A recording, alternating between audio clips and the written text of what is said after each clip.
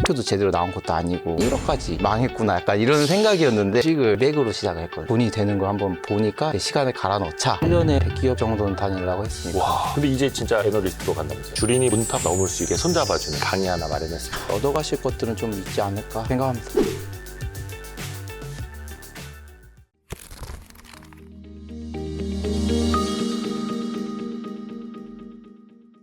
와이스트릿 송일아 기자입니다. 오늘은 존니의 부자학교 대표를 하고 계시는 존니 대표님 모셨습니다. 안녕하세요. 네, 안녕하세요. 네, 2022년 뭐 이럴 때만 해도 또 악플들이 또 많았단 말이죠. 시장이 안 좋았을 때는. 그렇죠. 항상 그렇죠. 네, 근데 요새 좀 느끼시나요? 사람들이 기분이 좋구나. 이 찬양하는 댓글이 많구나. 그 10년 전에 느낀 거와 지금의 차이는 그 당시는 이 주식 투자하면 안 된다는 사람이 대부분이잖아요. 지금도 많이 있긴 하지만 주식은 폐가망신하는 거다.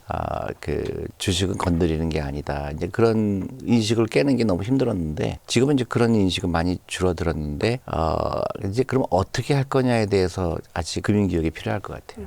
언제 들어가고 언제 팔고 이제 그런 거를 투자라고 잘못 생각하는 분들이 몇 쪽 이제 많죠. 지금 같은 이제 또 시기는 제 주변에는 포모를 느끼시는 분들이 굉장히 많거든요. 그럴 수 있죠. 네, 삼성전자, 하이닉스 지금이라도 들어가야 하나요? 이렇게는 계속 물어보는 분들도 있고 이런 분들한테는 어떻게 조언해 주세요? 그렇게 생각하지 말고 ETF라는 좋은 상품이 있는데 ETF만 사면 삼성전자, 하이닉스가 40%가 넘게 포함되어 있는데 그냥 ETF 사면 다 저절로 사는 거죠. 그 ETF를 그럼 매일매일 사야 되나요? 아니면 매달 매일 사야 사도 되나요? 되고 그다음에 이제 저는 결국은 뭐 어느 주식을 언제 사고 언제 팔고 이러는 거는 아주 지엽적인 얘기고요. 네. 결국은 라이프스타일인데 주식 투자는 당연히 해야 되는 거구나. 그다음에 내 재산의 몇 %가 주식에 있어야 되겠고 그러면 내가 지금 그 내 전체 자산에 비해서 너무 턱없이 부족하구나. 지금부터 모아 가야 되겠구나. 그러면 ETF를 해야 되겠는데 그러면 내 재산이 내가 수입의 몇 %를 이 주식형 ETF에 넣어야 될까? 네. 그러다 보면 한 달에 50만 원 넣어야 되겠네. 100만 원 넣어야 되겠네. 그걸 나눠보면 하루에 3만 원이잖아요. 100만 원이면. 그렇죠. 그럼 어떨 때 10만 원 넣고 어떨 때 5만 원 넣고. 그게 이제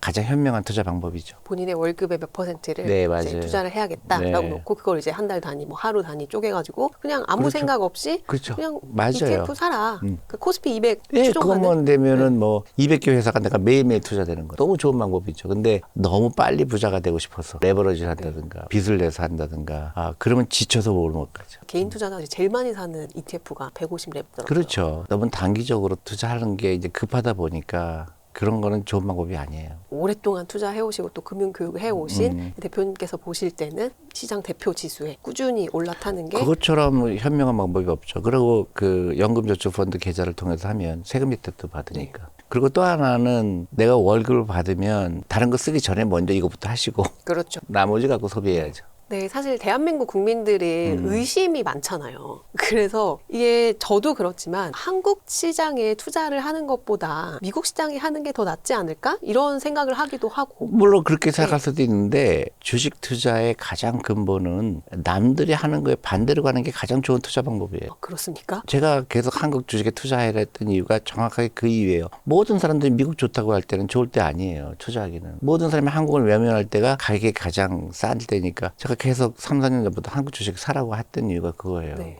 펀드 매니저들도 다 그래요. 펀드 매니저들도 정말로 수익률이 좋으려면 남들이 나쁘다고 할 때가 제일 투자하기 좋을 때거든요. 그럼 대표님 보실 때는 이제 한국 시장이 장기 우상향 할 거라는 확신이 있어야 되잖아요. 장기 투자를 하려면은. 확신이라는 게 어디 있어요? 내일 우주인이 지구 쳐들어올 수도 있는데. 그렇죠. 확신이라기보다도 이 투자는 확신이 없죠. 그렇지만은 확률적으로 일단 주식이 가격이 안 비싸고 그다음에 한국 기업이 돈을 잘 벌고 있고 그럼 됐잖아요. 한국 주식은 아직도 비싸지 않은 편이죠. 안 비싸요. 객관적인 자료로 봤을 때 뭐 소위에게는 퍼라든가 PBR이라든가 아직도 저평가돼 있잖아요. 삼성전자가 15배 네. 정도 하니까 그리고 아직 돈을 엄청 벌잖아요.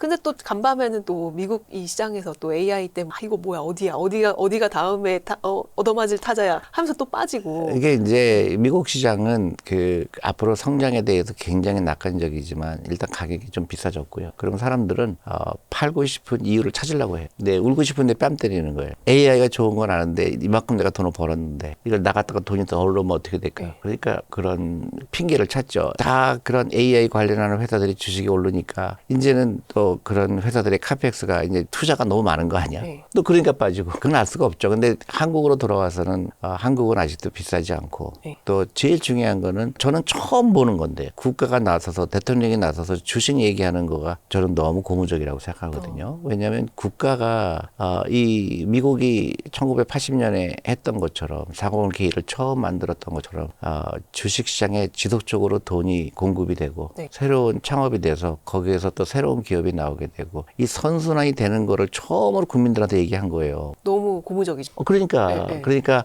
내가 항상 그렇게 얘기해왔거든. 저랬으면 얼마나 좋을까. 대한민국은 엄청난 포텐셜이 있는 나라인데 네. 우리는 그동안 부동산에만 투자했고 일본처럼 되는 건데 그래서 저는 굉장히 안타까웠거든요 그동안. 근데 야 이게 물꼬가 터이나 보다 긍정적인 생각이 들죠. 미국은 그 401k라고 해가지고 우리의 퇴직연금 같은 개념이잖아요. 네. 그게 1980년도에부터 70년대 중반이에요. 네, 네. 네. 그럼 그거를 좀 억지로 한 거예요. 미국은 그 당시에 자동차나 철강이나 전부 일본 기업에 밀렸잖아요. 네. 또 한국 기업에 밀리고. 그러니까 미국은 희망이 없었어요. 제가 처음에 1980년 갔을 때는 대학교 졸업하면요 취직하는 게 그냥 너무너무 힘들었어요. 진짜요? 네, 옛날 올드 믿기지가 이코노미니까. 않아요. 네. 그러니까 미국이 갖고 있던 전자, 옛날엔 전부 미제라 그랬잖아요. 네, 그렇죠. 미제. 미제. 네. 근데 아무도 미제를 안 하려고 그러잖아요. 자동차는 미국 차는 안 팔리고, 네. 일본 차만 팔리고. 그렇게 대학교 졸업했을 때 취직하는 게 굉장히 암울했어요. 진짜 경제가 침체를 겪었죠. 네. 근데 이제 기업들 입장에서 보니까 기업들이 이제 퇴직연금이 있잖아요. 네. 사망할 때까지 연금이 나오거든요. 네. 근데 그게 너무너무 벅찬 거예요. 기업의 경쟁력이. 네. 그러다 보니까 그때 70년대 중반에 퇴직연금에 대해 수술이 일어나죠. 그 어떻게 하는 거냐면 DC형이라는 걸 만든 거예요. 네. 그래서 한 달치 월급을 직원들한테 주면 누구는 당신이 준비하시오 이걸로 주식에 투자하세요. 그런데 안 할 거 아니에요. 네. 그동안 DB형만 했는데. 그러니까 어떻게 했느냐. 기업들도 동참한 거예요. 같이 우리도 조금 보태줄 네. 때. 그러니까 어떻게 되냐면 이제 매칭 시스템이라고 그래서 당신이 월급의 10%를 주식에 투자하게 되면 우리 회사에서 25%를 더 넣어줄게. 25%요? 예. 나 같은 경우는 25%예요. 어떤 회사는 50%. 너무 좋은데요? 좋죠. 네. 그래서 안 하면 그거는 바보잖아요. 네. 그러니까 강제 아닌 강제가 됐죠. 그리고 그 대신에 이제 기업들은 여러 가지 좋은 면이 있는 거예요. 그런 그 사람들이 그 회사에 대한 로열티가 생기고 네. 그러면서 주식시장에 돈이 쏟아져 들어오잖아요. 생태가 변한 거죠. 그래서 창업이 일어나면서 같이 만나는 거예요. 그 창업에 들어갈 때 새로운 기업이 나오는 거예요. 네. 구글이 나왔잖아요. 그렇죠. 애플이 나오고 네. 다 그때 나온 거예요. 주식시장이 좋아지니까 돈이 들어오니까 투자. 예를 들어서 지금은 미국이 금융산업하면 제일 먼저 떠오르는 게 뭐예요? 에셋 매니지먼트잖아요. 블랙락이죠. 그 당시는 자사운용사는 존재감이 없죠. 뭐 은행, 보험사밖에 없었죠. 네. 근데 은행은 돈을 꿔주나요? 안 꿔주죠. 담보가 있어야 돼요. 그렇죠. 근데 자사운용사는 담보를 요구하지 않죠. 대신에 뭐예요? 비즈니스를 이해하는 거죠. 네. 이 구글이 엄청 돈을 벌겠구나. 그게 투자가 되는 거죠. 그러니까 지금은 미국은 금융기관 하면 뭐예요? 자사운용사가 얘기 나오죠. 맞아요. 그 혁신적인 기업이 나올 수 있는 토대를 만든 거죠. 그거를 정부와 기업이 같이 해낸 거예요. 그리고 굉장히 저는 생각할 때 401k는 뭔가 굉장히 우리가 선진 시장이 있기 때문에 이런 선진적인 제도를 우리가 할 거야 라고 해갖고 만들어진 줄 알았는데 그게 아니고 기업이 DB형으로 하다 보니 시장이 안 좋고 힘들어지니 이거를 DC형으로 그렇죠. 그러니까 어떤 브레인 있는 사람들이 네. 장기적인 그런 마스터 플랜을 그걸로 짠 거죠. 너무 훌륭하네요. 그러니까 네. 그 생각이 지금의 미국을 만든 거고, 그때 사진들이 있어요. 유명한 사진인데, 제가 다니던 회사가 스커더라는 회사였는데, 미국의 대통령하고 자사운용사 사장들하고 이렇게 해서 사진 찍은 게 있어요. 오. 사인하는 거. 네. 그래서 미국의 그 401k 플랜, 그거를 이제 반대가 많았죠, 당연히. 그때도. 네, 직원들은 왜 갑자기 나보고 주식에 투자, 그리고 왜 그 멀쩡한 DB를 DC로 바꾸라고 그러고, 대타협이라고 그럴까요? 그래서 기업도 부담이 커지잖아요. 네. 25%씩 그렇죠. 추가로 매칭해야 그렇죠. 되니까. 그러니까 대신에 기업도 부담을 덜어주잖아요. 네. 퇴직연금 제도를 바꾸니까. 네. 대신에 직원들도 똑같은 혜택을 주려고 노력하고, 그게 기업하고 정부하고 해낸 거라고 볼 수가 있죠. 그러니까 지금은 뭐 개인들한테 직원들이 알아서 투자하라고 했지만 지금 들어가는 이 상품들은 거의 S&P 500이나 뭐 이런 정해져 있잖아요. 그 표준이라고 해야 되나? 그래서 거기에 그냥 내가 아무 생각 없이 꾸준히 넣기만 하면 나중에 연금 부자가 될 수 있는 그런 구조가 그렇죠. 근데 갖춰지는 그 당시는 이제 ETF라는 게 없었잖아요. 네, 네. 그러니까 이제 보통 펀드를 할 때 직원들한테 이제 금융 교육을 이 자산운용사가 시킨 거예요. 제가 처음에 직장 생활할 때 이제 피델리티라는 회사를 방문해서 우리 상품은 이렇고 주식형 펀드는 어떻고 그래서 거기 가입하고 저는 이제 스몰캡 US 스몰캡이라는 데 작은 회사들 그게 돈을 제일 많이 올라갔던 펀드죠. 그리고 또 6개월마다 또 다른 회사도 오고 그래서 그런 자기네가 그 펀드를 소개하면서 금융교육도 같이 동시에 시켰죠. 그러면 우리나라도 지금 어쨌든 좀 고무적인 이제 정부의 노력들도 그렇죠. 예. 있고 하는데 좀 어떤 포인트들에서 우리가 좀 이런 금융 교육을 해야 될 그저께인가요? 대통령께서 그런 말씀을 하셨던데 노동의 유연성을 얘기하셔서 좀 깜짝 놀랐어요. 그게 굉장히 중요한 이슈거든요. 예, 예. 그러니까 우리가 정규직, 비정규직이 있는 이유가 그런 어떤 그 노동의 경직성 때문에 온 거라고 저는 그렇죠. 생각하거든요. 네. 근데 대통령이 그런 유연성을 얘기하면서 동시에 기업들도 그런 그 노동자들의 그런 어려움을 같이 타협해야 된다는 말이 근데 미국에 1970년대 미국에 했던 거가 생각이 나는 거예요. 그러니까 그때 상호를 계획을 만들었을 때 그 직원들을 설득하기 위해서 회사가 매칭 시스템을 했다는 거. 예, 예. 그런 식으로 노동의 유연성을 하면서 동시에 회사가 직원들한테 어떤 직원들이 갖고 있는 불안을 어떻게 하면 해소할 수 있는가 그런 대타협이 필요한 때가 왔는데 그 생각이 나는 거예요. 미국에 했던 거. 그저께인가요? 대통령이 그런 말씀 하시는 거 보고 되게 신기하다 생각했죠. 긍정적이네요. 아주 예, 긍정적이죠. 예. 그러니까 노동의 유연성을 갖추되 노동 유연성이라는 거 이제 쉽게 얘기하면 이제 해고를 쉽게 한다는 그렇죠. 거잖아요. 예, 미국처럼. 네, 대신에 비정규직이 그러니까 미국도 비정규직이면은 임금이 더 높거든요. 예. 근데 한국도 그 얘기를 높아야 된다는 얘기를 해줬고 되게 신기하게 느꼈고 그다음에 노동계와 사용자가 앉아서 서로 타협이 이뤄야 된다. 미국이 그렇게 한 거죠. 우리도 이제 1970년대, 80년대 미국처럼 네. 그런 사고에 좀 전환이 일어나고 있다. 이렇게 보시는 그러면 거죠. 저는 또 하나의 큰 점프를 할 수 있지 않을까 한국 경제가. 아유, 재밌네요. 아까 이제 종목보다는 개별 종목보다는 ETF를 그냥 꾸준히 네, 사서 네, 네. 가라 이렇게 말씀하셨잖아요. 근데 좀 우리는 대한민국 국민들이 워낙 또 액티브 하잖아요. 스스로 뭔가 하는 것도 좋아하고, 그러니까 ETF 중에서도 이제 대표 지수형 외에 조금 뭐 이 정도까지는 좀 공부해서 주목해봐야 할 어떤 섹터나 이런 것들을 저는 보세요. 다른 네. 걸 좋은 걸 찾을 수가 없어요. 200개 회사를 사는데 다른 게 뭐가 있을까요? 아니 더 이게 좀 집중적으로 하는 거 있잖아요. 뭐 되게. AI 네. 뭐 그런 거다 바이오라든가 뭐 헬스케어라든가 그런 건 넣으면 되겠죠. 네. AI 바이오 헬스케어. 예. 그게 앞으로 확장될 가능성이 큰 것들. 네. 한국 기업들이 경쟁력이 있는 분야가 그런지 않을까 싶어요. 일단 이 사회 초년생들이 이제 첫 월급을 받으면 이제 본인의 그 월급의 한 10% 정도 떼서 투자를 그렇죠. 하면 되나요? 10에서 15%? 10에서 15%. 그거를 이제 전부 이쪽 투자 시장으로 옮겨놔도 그럼요. 예, 예, 당연히 해야죠. 예. 아니 예전에 제가 처음 입사했을 때만 해도 적금이 최고였잖아요. 네, 접근하면 안 되죠. 지금 이제 은행 상품들은 워낙 금리가 낮으니까 이제 투자를 좀 어떤 라이프 스타일의 일부로 받아들여야 되는 좀 그런 그럼요. 거죠. 예. 그러니까 그 미국에서 1970년대 중반에 했던 거를 그대로 하면 돼요. 또 정부도 도와주고 젊은 사람들 도와주고 쓸데없이 많은 소비를 하는 거를 바꾸고 특히 아이들 사교육비를 아이들을 위해서 ETF 사주고 그러게요. 그런 용기가 필요하고 그리고 이제 한국 사회가 진짜 이제는 변두리 나라가 아니에요. 한국. 우리는 아직도 우리나라가 그렇게 크다고 생각하지 않고 자꾸 패배 의식을 갖고 있는 사람들이 많아요. 의외로. 한국이 이제 센터가 될 수가 있는 찬스가 온 거예요. 네. 그럼 교육 시스템도 바뀌어야 돼요. 국영수 해갖고 전부 의사 되겠다는 그 교육은 사실은 굉장히 잘못된 교육이거든요. 창업하라는 교육을 해야 되거든요. 그렇죠. 근데 이제 우리 부모님들이 걱정하죠. 그죠? 네. 우리 애가 또 밥 굶을까 실패하면 봐. 어떡할까. 근데 그렇게 하지 말고요. 그 우리나라에서 엄청난 부자가 나와야 돼요. 창업해서. 창업해서. 네. 근데 미국하고 중국은 나오는데 한국하고 일본만 안 나와요.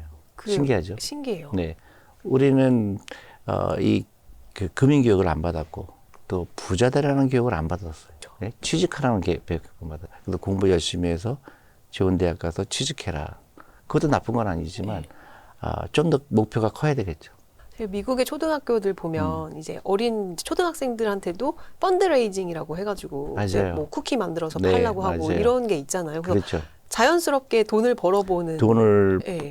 벌어보는 거를 시작하는 거죠. 네. 네. 근데 우리는 이제 그런 게 전혀 그 없으니까. 쓸데없이 시간 낭비하지 말고 네. 학원에 가라고 그랬죠.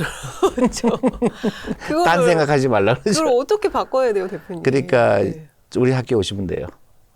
그 소개 좀 해주세요. 네, 학교에서 저희 뭐 존리의 하시는지. 부자 네. 학교를 세운 이유가 이제 단순히 뭐 어떤 주식을 사는 게 좋다 이런 거는 사실 의미가 없고요. 뭐 ETF 사라 그러면 되는 거고 전반적으로 우리 온 가족이 그 경제적 독립을 얻기 위해서 어떻게 하면 되는 건가, 네. 라이프 스타일 그리고 혼자가 아니라는 사실, 다 같이 하면 훨씬 더 효과가 크다.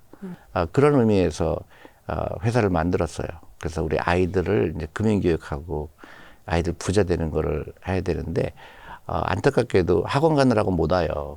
그렇죠. 네, 근데 이제 요새 조금씩 달라져요. 좀 늘어나고 예, 있네요. 5명 오고 뭐 그래서 또 보니까 부모님하고 같이 해야 되겠다. 그래서 부모님하고 아이하고 같이 하는 프로그램도 있고요. 조금씩 늘어나고 해외에서 관심이 많아요. 그래요? 네, 의외로. 신기하네요. 해외 오히려 네. 그런 데가 없거든요. 네. 그래서 해외에서도 관심이 많고 특히 여름방학 때, 겨울방학 때 너무 많이 와서 우리가 닫은 적이 있어요. 네. 그래서 이제 붐이 조금씩 일어나고 있고요. 또 전국적으로 이걸 확산해서 주식 투자하는 걸 두려워하지 마라. 이거는 반드시 해야 된다. 네. 기업의 주인이 돼야 된다. 이제 그런 캠페인을 하고 있죠. 좋네요. 진짜. 네. 네, 선한 일을 하고 계시네요.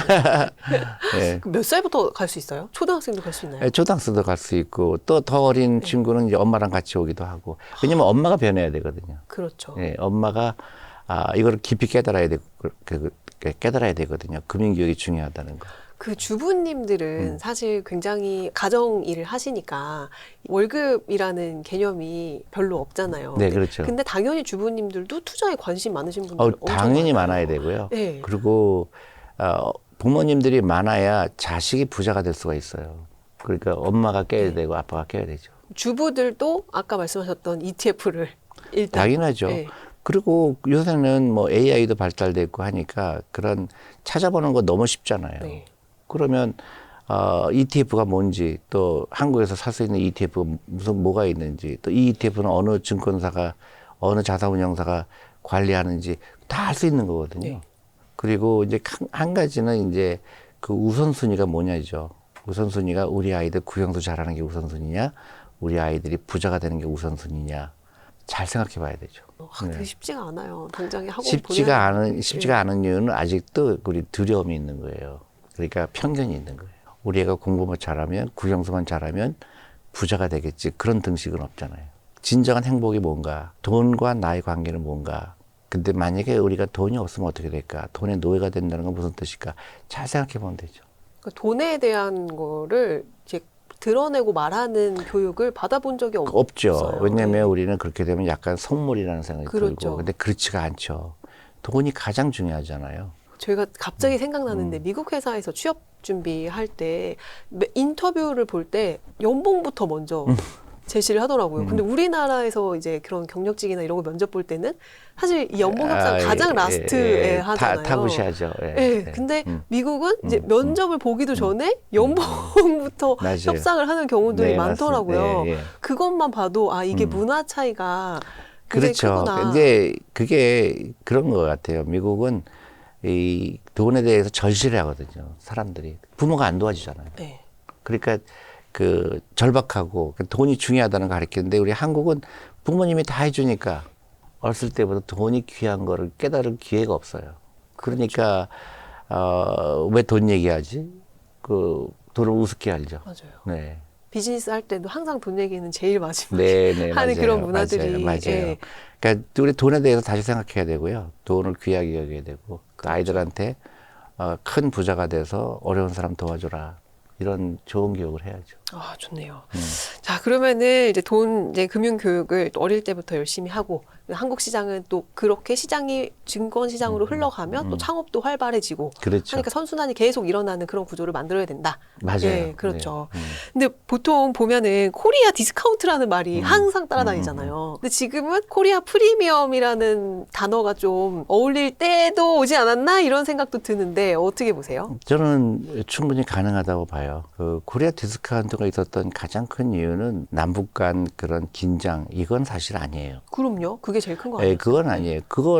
그게 뭐 1, 2년 사이 일어난 게 아니고 그 전쟁이 끝난 지가 1953년인데 네.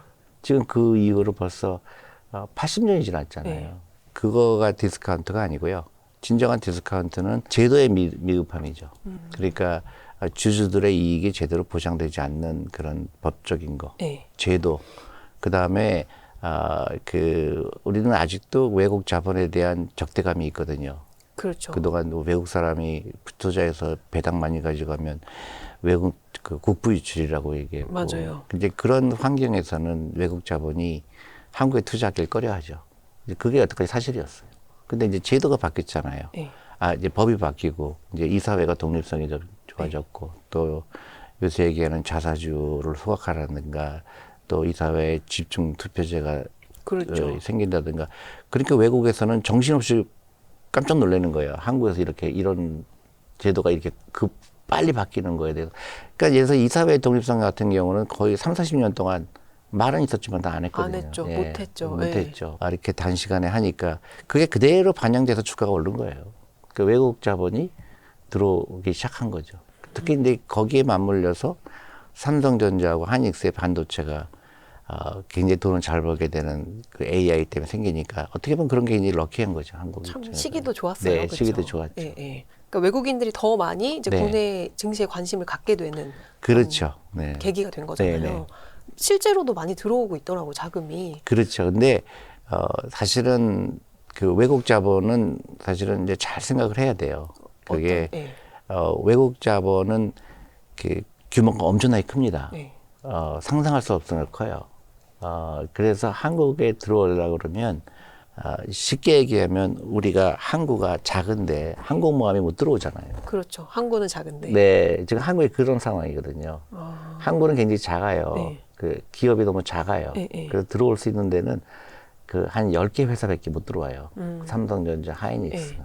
그래서 꾸준하게 외국 자본이 들어올 수 있는 그런 환경을 만들려고 그러면 이제 한국 ETF들이 커야 돼요. 그래서 그 ETF를 살 수 있게. 네. 그래서 중소기업 ETF도 생기고. 그래서 그 간접적이라도 외국 자본이 한국에 들어올 수 있게. 한국의 ETF들이 많아져야 된다는 거예요. 지금보다 더. 그렇지, 더 네, 커져야 더 되죠. 사이즈가 커. 지금도 네. ETF 시장은 막 이렇게 올라가고 있잖아요. 예를 들어서 그 한국의 총 ETF 다 합한 게 한 350조 돼요. 네, 350조. 네.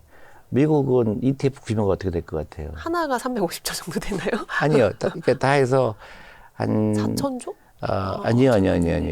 한 1.5경 맞아요. 경단이 경이에요. 네, 네, 네. 그러니까 그런 자금의 일부만 들어오더라도 네. 굉장히 그 한국 시장에 활성화가 되죠. 근데 그래서 외국 자본이 들어오는 거는 절대 중요한데 또 이것도 생각해야 되거든요. 조금이라도 또 어떤 이슈가 생기면 얼마든지 빠져나갈 수가 있어요. 그렇죠. 그 변동성이 더 늘어날 수 있죠. 네. 그거를 어떻게 받쳐주느냐? 퇴직연금이에요. 한국의 퇴직연금이 꾸준하게 들어와야 돼요. 그럼 지금- 변동성을 완화시킬 수 있죠. 그러니까 미국에 그렇게 됐죠. 네, 퇴직연금이 지금 적립금이 500조 정도 더 될 거예요. 더 엄청나게 네, 커질 거예요. 작년 말 기준으로 400조 후반대였는데 이제 올해 초에 이제 500조 넘었다고 하더라고요. 네네네. 근데 이거를 또 얼마 전에 정부가 또 노사정 이제 합의로 퇴직연금을 기금화한다고. 그것도 그렇고 네. 사실 더 큰 거는 이제 그 한국의 저 퇴직연금 그 DC형이 네. 있는 거 그런 자금이 지금 그 DC형 자금이 굉장히 큰데 네. 몇백조 되는데 그게 다 지금 원금 보장량에 들어가 있어요. 그렇죠. 네, 그게 이제 그 생각을 바꿔야 되죠. 그러니까 퇴직연금이 연금 보장량에 있는 나라는 사실 한국밖에 없죠. 아직도 주식 투자를 두려워하죠. 그렇죠. 네. 원금 보장형이 거의 한 7, 80%? 더 될 거요. 많이 내려왔더라고요. 그래도 많이 그래요? 낮아졌어요. 오케이. 예. 한 95% 됐었어요. 맞아요. 예전에는. 그래서 퇴직연금이 우리 시장에 어느 정도 변동성을 그렇죠. 받쳐주는. 그렇죠. 그러니까 네. 퇴직연금이 가장 양질의 자금이에요. 퇴직연금이라는 거는 미국도 퇴직연금이 굉장히 중요한 역할을 했던 게 오랫동안 투자할 수 있잖아요. 그렇죠. 그러니까 그런 양질의 자금, 오랫동안 투자할 수 있는 기금들이 주식시장에 끊임없이 들어오는 그 시스템이 굉장히 중요하죠. 그러니까 DC형을 지금 이제 여러 개로 나뉘어 있는 그 사업장별로 나뉘어 있는 DC형을 하나로 다 묶어서 기금으로 운용을 하겠다는 건데 거기도 그것도 괜찮을 그런 것 것도 같아요. 하나의 방법이고 네. 다양한 방법이죠. 네, 네, 아니면 뭐 개별적으로 하든지 네. 개인도 개별적 미국 개별적으로도 해요. 네, 네, 그렇죠. 네. 아, 근데 국민연금이 일단 좀 받쳐주고 그 위에 퇴직연금이 또 이렇게 해주는 그렇죠. 시장에서 그 다음에 이제 또 사적연금이 있잖아요. 연금저축펀드. 그렇죠. 그거는 IRP. 가정주부도 예. 하고 그러면 그 돈까지 들어오게 되면 이게 굉장히 큰 패러다임 시프트가 일어나요. 그리고 더 궁극적으로 제가 정말 바라는 거는 한국이 금융 허브가 되는 거죠. 한국 아시아에. 할 수 있을까요? 왜 못해요? 아니 생각해 보세요. 홍콩이나 싱가포르가 금융 허브죠. 네. 거기는 산업이 없잖아요. 거기 부동산밖에 없잖아요. 네. 한국은 모든 산업이 다 있잖아요. 그러니까 우리가 너무 우리를 몰라요. 아, 스스로를 너무 평가절하하고 아, 무조건 제가 금융허브 한다 그러면 에이 말도 안 되죠. 거짓말하고 있어. 근데 우리가 보세요. K-팝, K-푸드, K-컬처 다 하는데 왜 금융만 우리가 안 된다고 얘기하죠? 항상 왜 기사 쓸 때도 금융은 뭐 어디 무슨 되게 안 좋은 후진국 이름 막 대면서 예, 예. 한국이 거기보다 예. 못한다 막 이런 막 얘기 그러니까 많았거든요. 우리 예를 들어서 홍콩에 가보세요. 길거리 가다가 영어 하면 대부분 못 알아듣죠. 네. 영어 안 해요. 근데 금융허브예요. 근데 사람들이 그래요. 아, 한국은 언어 때문에. 한국에 지나가다가 미국 사람이 물어보면 다 영어 하죠. 그렇죠. 한국 사람이 영어를 훨씬 더 잘하죠. 우리 스스로가 우리를 너무 낮게 보고 있는. 그렇죠. 그 홍콩이나 이렇게 싱가포르 가면은 다 지하철에 골드만삭스 있고 뭐 그런 노후 준비에 대한 거 ETF 뭐 이런 선전이 엄청나게 많잖아요. 네. 한국은 외국 회사가 하나도 없죠. 다 나가버린 거예요. 옛날에. 맞아요. 철수한다, 어디 철수한다. 그러니까 이런. 한국은 금융에 대한 생각이 없구나. 그 생각할 수밖에 없죠. 그 다시 들어와야죠. 그래서 외국 자본이 들어와야 돼요. 외국 자본이 그렇게 들어오고 금융회사들도 들어오려면 제도가 제도가 이제 갖춰줘야 된다. 그 외국 자본의 중요성을 알아야 돼요. 그래서 그 새로운 스타트업 하는 사람들도 외국 자본이 투자해 줘야 될 거 아니에요. 네. 벤처 캐피탈.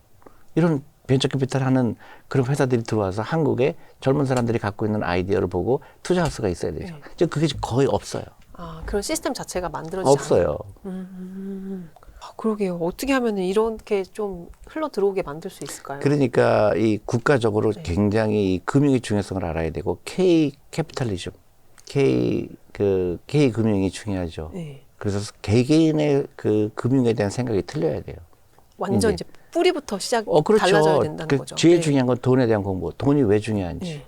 그리고 각자가 우리가 경제 독립을 해야 된다는 그 인식. 네. 그 다음에 잘못 쓰이는 돈. 아까 노동의 유연성 얘기했지만 자본의 유연성도 중요하거든요. 지금 AI 시대인데 그 자본이 어디로 들어가느냐. 대부분 국영수 들어가죠. 네. 가정으로 보면. 네. 그러니까 그것 때문에 노후 준비 안 되죠.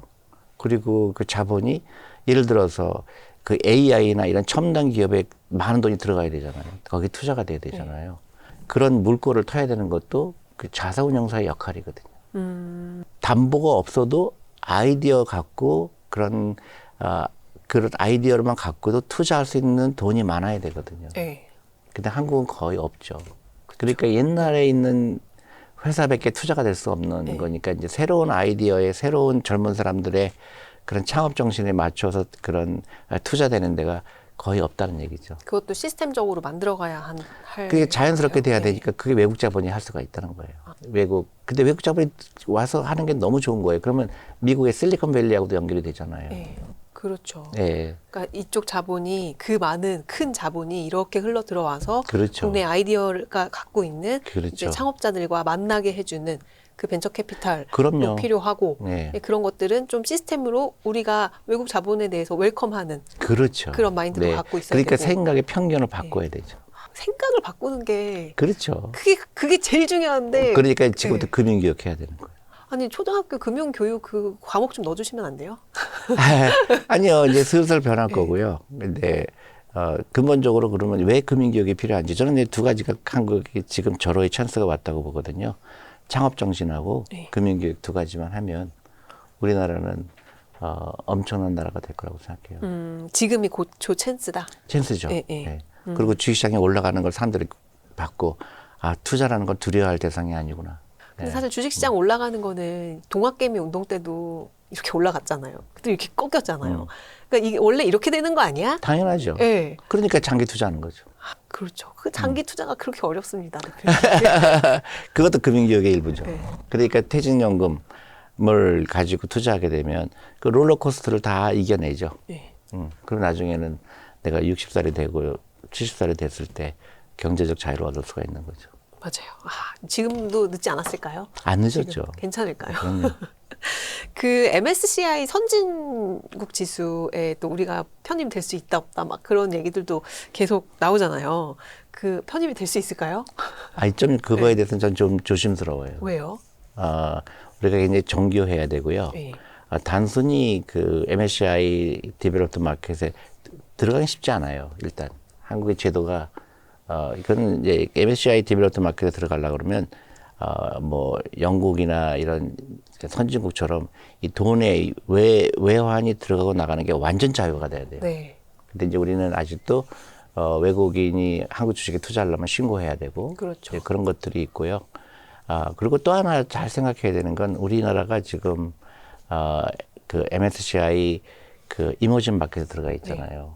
그러면 우리가 이머징 마켓에 우리가 한국이 차지하는 비중이 한 13% 정도 돼요. 네. 근데 만약에 디벨롭드 마켓에 들어가게 되면 디벨롭드 마켓에 투자하는 펀드들은 크지만 아까도 말했지만 그 펀드들이 한국에 투자할 수 있는 대상 회사는 10개를 못 넘어요. 그리고 이미 투자가 돼 있어요. 그 삼성이나 네. 하이닉스. 추가로 돈 들어올 게가 네. 없어요. 그런데 네. 이머징 마켓에 투자하는 펀드들은 한국을 다 팔아야 돼요. 그렇게 바뀌면 그렇죠. 네, 네. 그러니까 만약에 예를 들어서 중견기업에 투자했던 펀드들은 다 나갈 가능성이 크죠. 네. 그래서 그런 거에 대한 대비를 먼저 해야 돼요.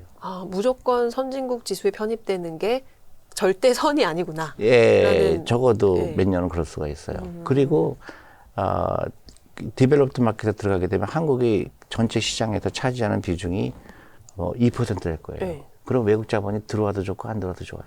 그 사람들 입장에서는. 그렇죠. 근데 이머징 마켓 펀드는 한국이 13%이기 때문에 네. 안 들어올 수가 없어요. 그러니까 요새 많이 들어오는 기금들이 아마 아시아 펀드에 투자하는, 그 이머징 마켓에 투자하는 맞아요. 펀드들일 거예요. 네, 네.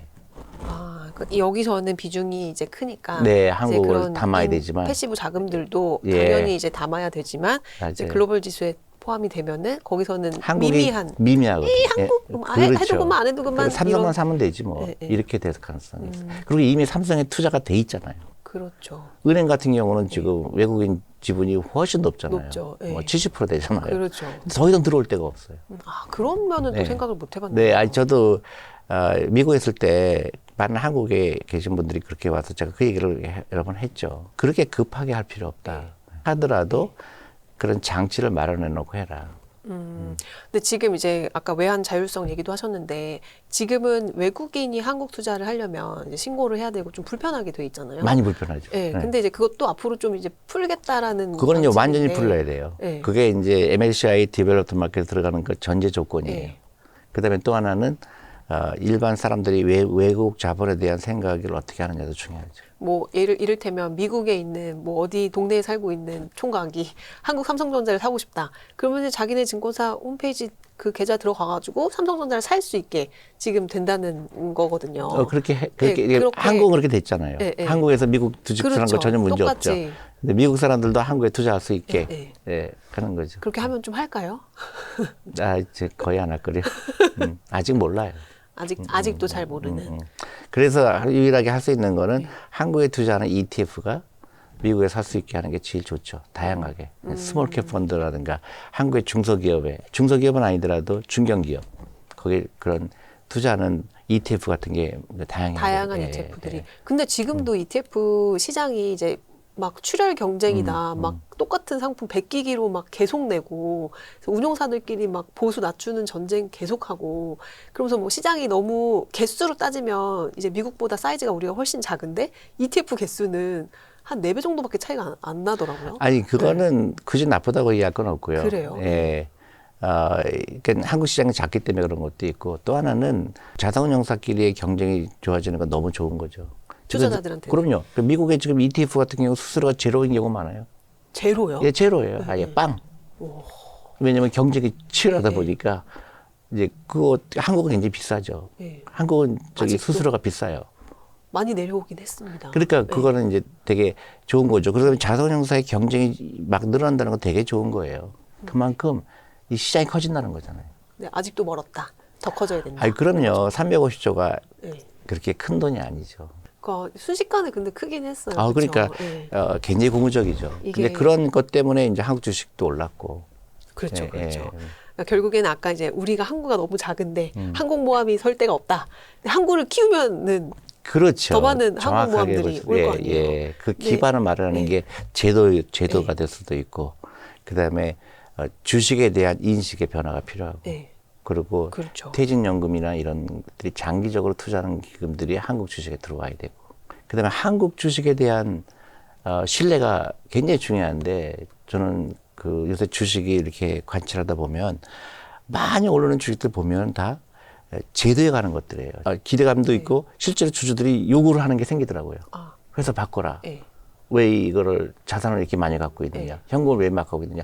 굉장히 고무적이거든요. 근데 그런 그 뭐라 그럴까요. 그런 액티비티가 있다는 얘기는 굉장히 시장이 활발해진다는 얘기거든요. 더 건강해지고 있다. 그렇죠. M&A가 일어나고요. 네, 네. 합병이 일어나고 또 뭐 분할이 일어나고 막 이런 게 매일매일 뉴스에 나와야 돼요.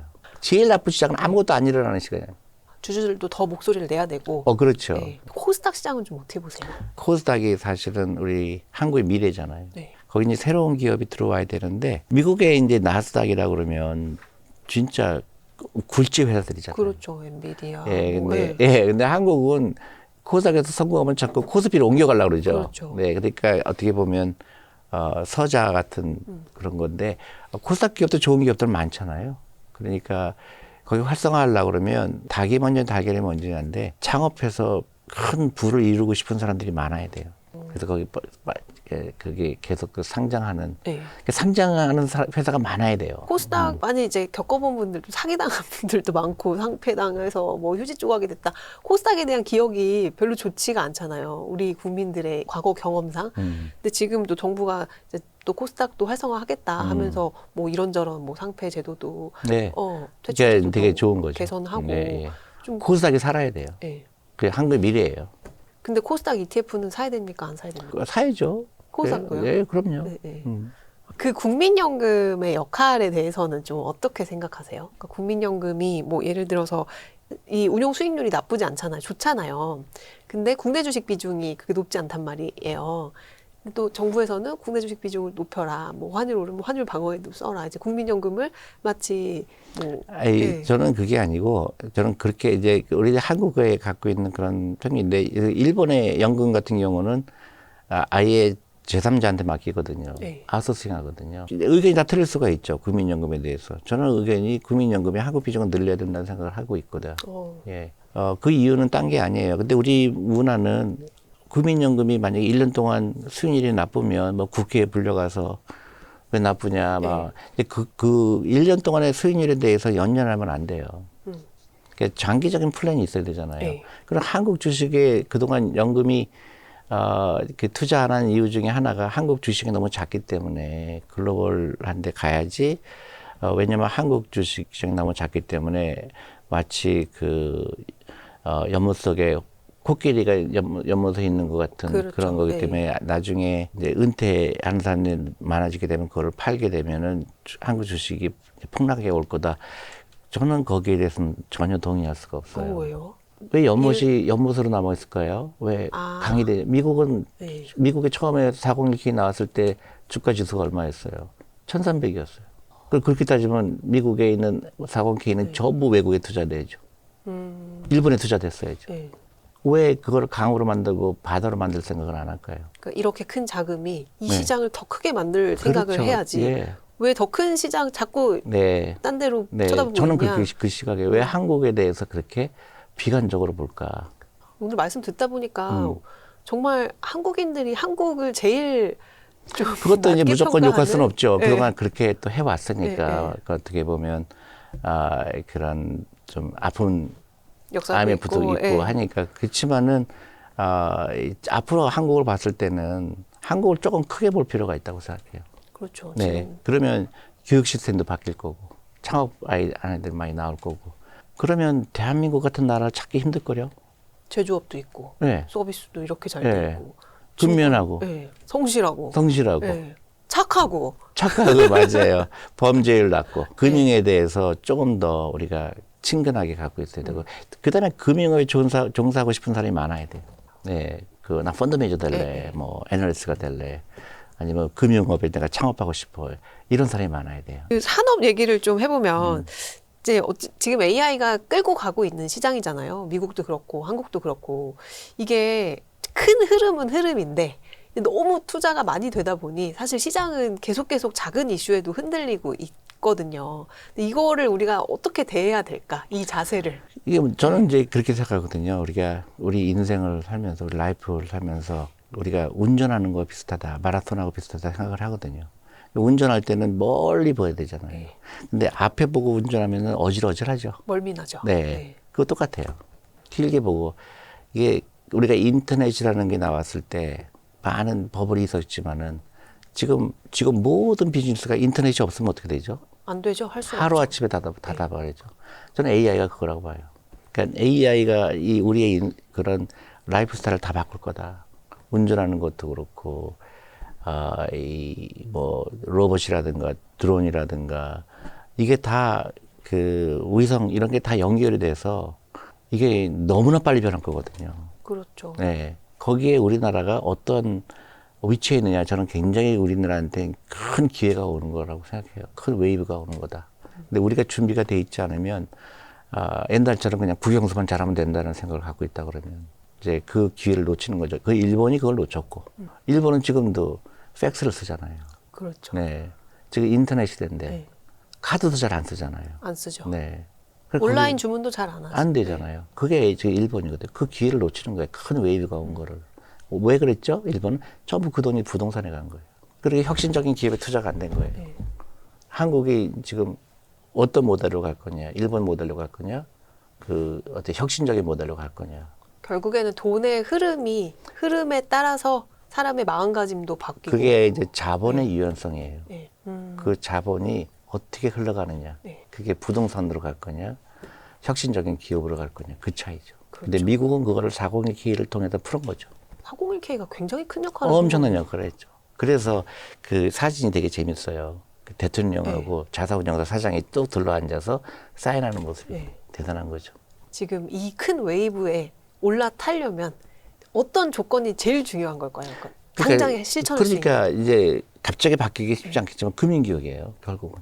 금융교육. 그다음에 돈에 대한 교육이죠. 결국은. 그다음에 창업정신이죠. 그 창업 정신은 어떻게 키워야 돼요? 그러니까 돈을 가르치면 창업하고 아이들이 부자가 되고 싶어야 되죠. 그러니까 창업의 모토 자체가. 당연히 부자 되고 싶은 거죠. 근데 우리는 보통 창업한다 그러면 뭐 굉장한 사명감, 뭐 내가 이 세상을 바꾸겠어. 아니에요. 이런 걸로 생각하기 그러면 오래 마련이거든요. 못 가죠. 그럼 오래 못 가죠. 돈이 모티베이션이 돼야 돼요. 어. 대신에 돈을 그래서 돈을 어떻게 규정하느냐가 중요하죠. 그래서 미국 유태인들은 돈을 귀하게 여기라는 거예요. 그래서 그 돈으로 어려운 사람 도와주라는 거예요. 네. 그러니까 처음부터 돈에 대한 인식이 아주 긍정적이죠. 내가 엄청나게 큰 부자가 되고 싶어. 그래서 세상을 바꾸고 싶어. 네. 지금 미국의 일론 머스크니 뭐니 그런 사람들이 다 그런 얘기를 하잖아요. 그게 우리나라 아이들도 그런 큰 비전을 가져야 된다고 생각하는 거죠. 돈이 모티베이션이 돼야 된다. 그게 굉장히 아니면, 새로운. 예.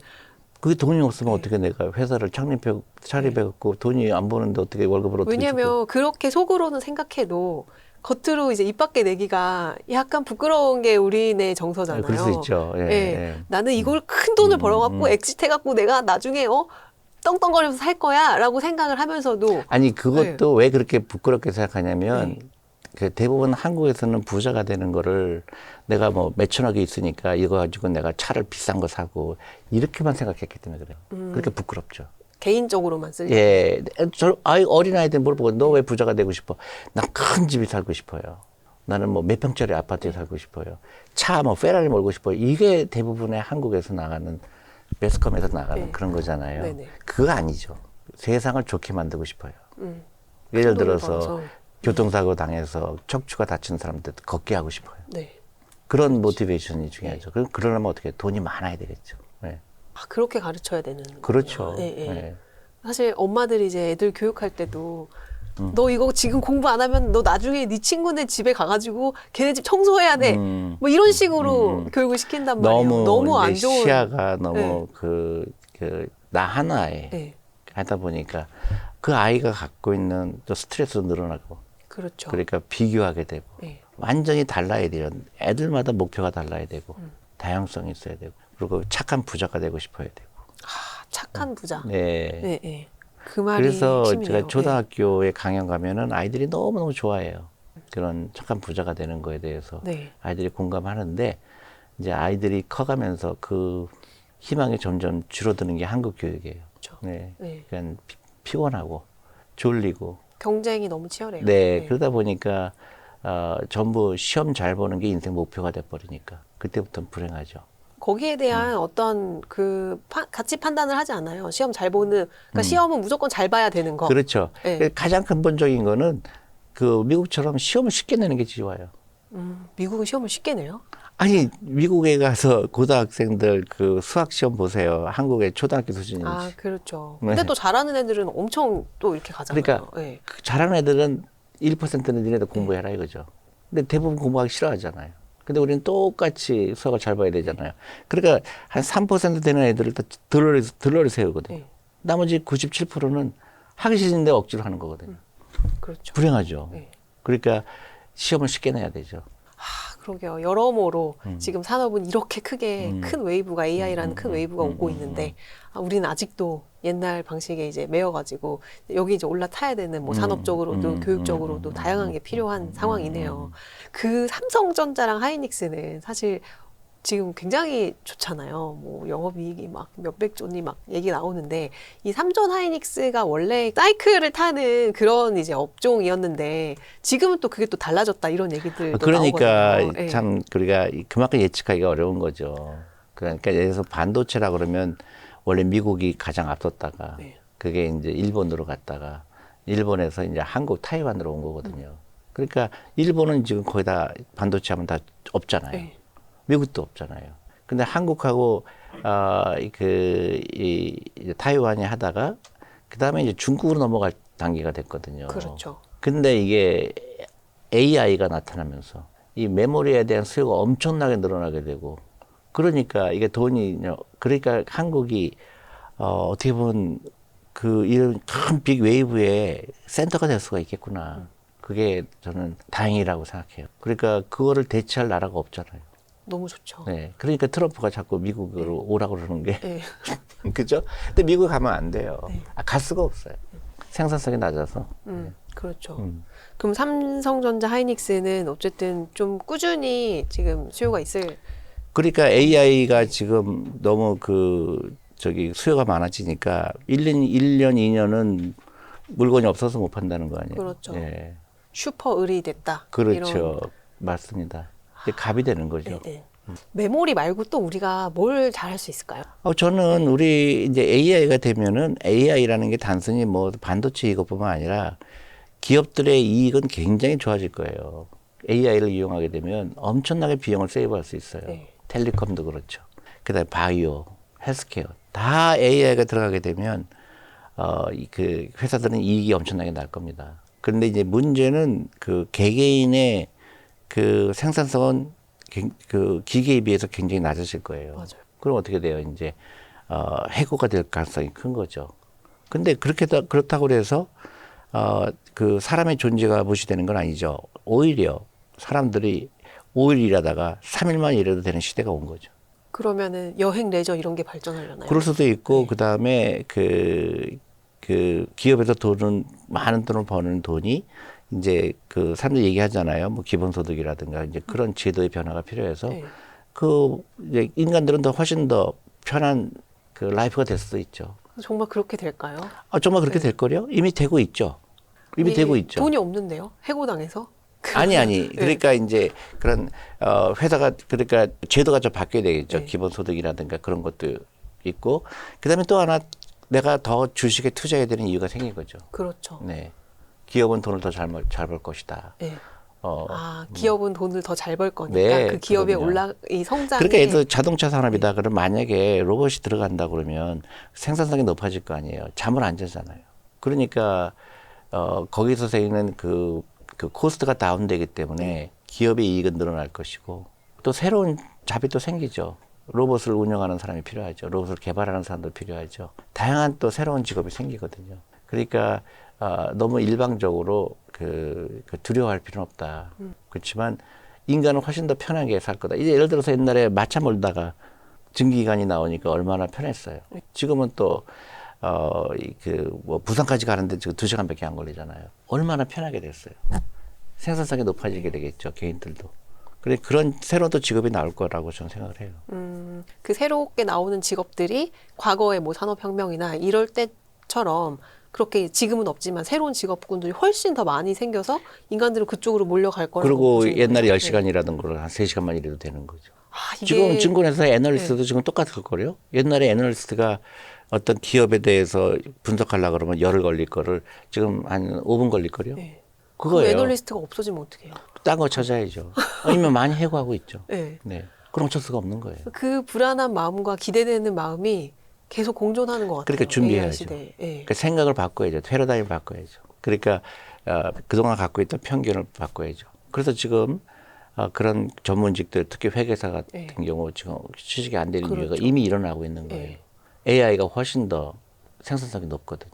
이제 법률 쪽으로도 갈 거고, 그다음에 의사 쪽으로도 갈 거고, 그 산업, 그러니까 공장에서도 이제 그 AI가 들어오는 거죠.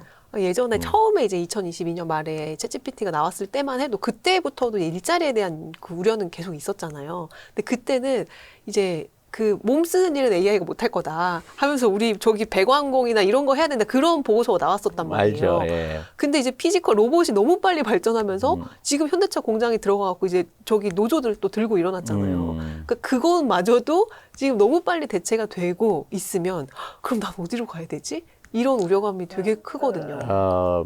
그러니까 너무 극단적으로 걱정할 필요는 없지만, 근데 앞으로 세상이 어떻게 변할 거라는 거에 대해서 예측을 해야 되고 거기에 준비를 해야죠. 뭘 준비해야 돼요, 선생님? 아니요.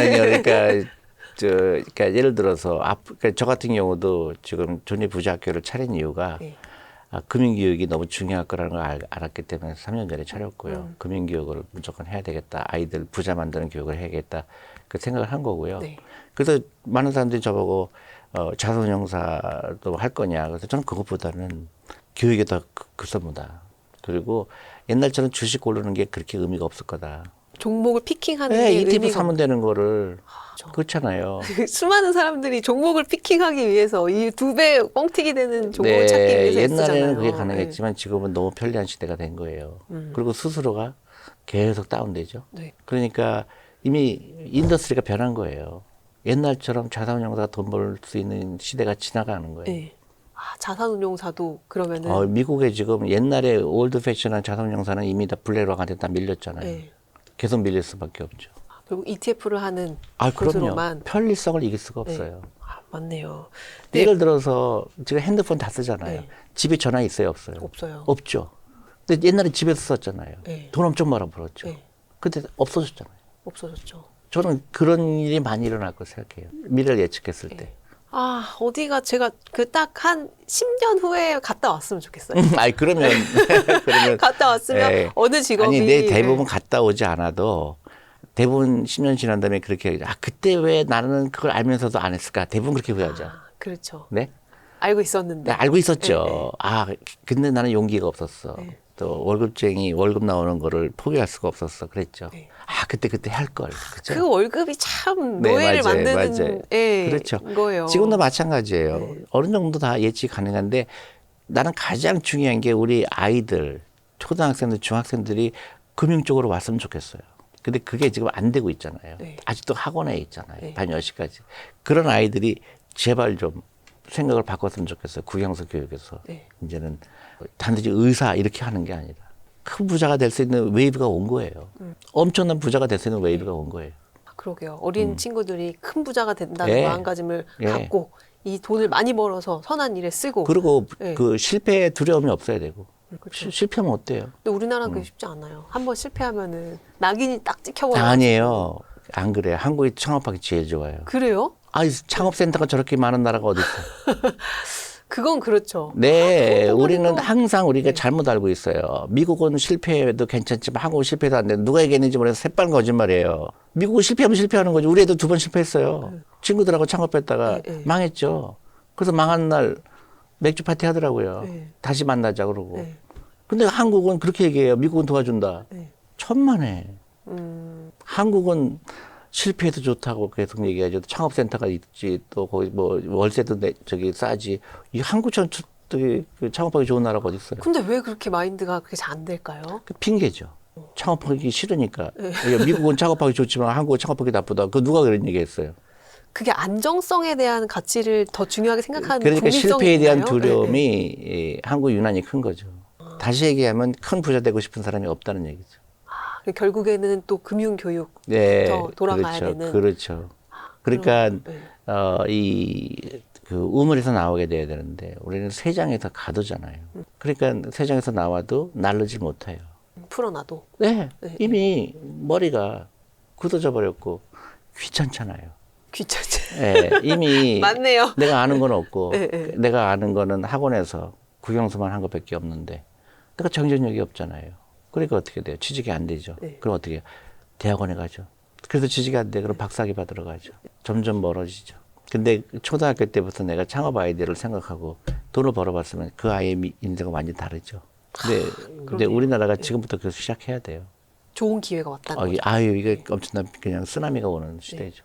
와, 오늘 정말 다양한 이야기를 나누면서 이제 아이들을 어떻게 교육을 시켜야겠다. 네. 라는 그 마음이 그러니까 아이들을 책을 많이 읽게 하세요. 안 읽어요. 핸드폰만 봐요. 근데 그거는 뭐 저기 어릴 때니까 다 네. 그렇죠. 애들은 놀고 싶고 하니까 그건 너무 자연스러운 거고 그 외국의 훌륭한 사람이라든가 국내도 좋고 네. 창업 스토리가 있는 책을 많이 읽게 하고 또 그 아이들끼리 서로 의견도 교환하고 그런 자리가 필요해요. 그러네요. 오늘 쭉 얘기를 이제 들어보니까 저는 딱 한 문장으로 기억이 남는데 AI 시대에 내 일자리가 사라져도 투자는 영원하다.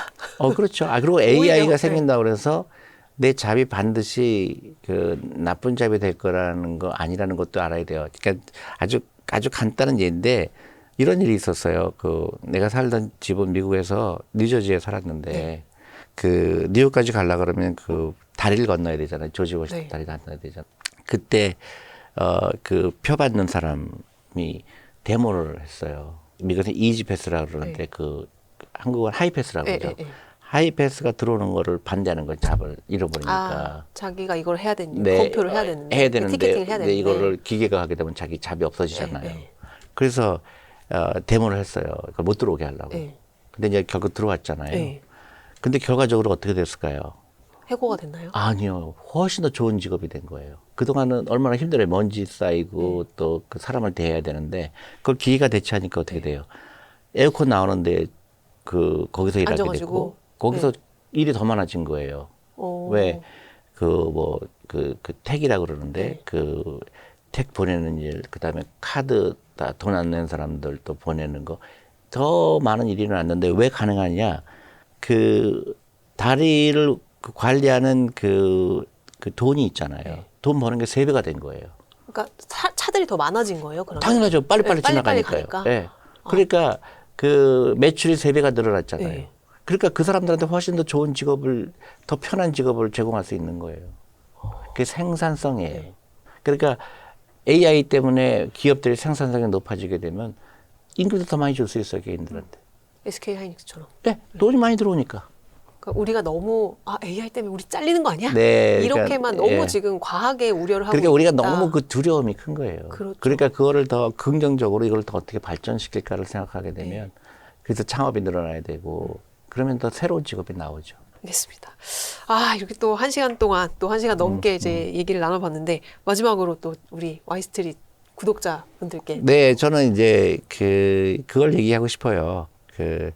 우리 한국에 가장 필요한 거는 개개인이 좀 긍정적인 마인드를 갖는 게 중요해요.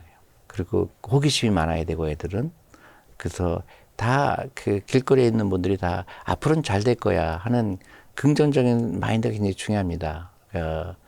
근데 아직도 이제 너무나 많은 분들이 그런 지쳐 있고 그래서 자꾸 나쁜 쪽으로만 생각하게 되고 그렇게 저는 한국의 미래는 굉장히 밝다고 생각해요. 지금 경제적으로 어려운 분들 충분히 이해하는데 이제 우리 온 가족이 그 경제적 독립을 위해서 할 수 있는 게 뭔가 저는 긍정적인 마인드고요. 투자는 반드시 하셔야 되고 이거 미루면 안 되고 또 뭐 5천인데 지금 투자해야 되느냐 이런 거는 지극히 마이너한 얘기고요.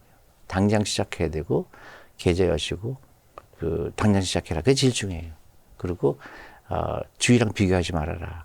아유, 감사합니다. 오늘 이렇게 또 출연해 주셔가지고 좋은 말씀 나눠주셔서 네, 저희 다음 시간에 또 한 번 모시겠습니다. 네, 고맙습니다. 그래요. 네, 네. 네.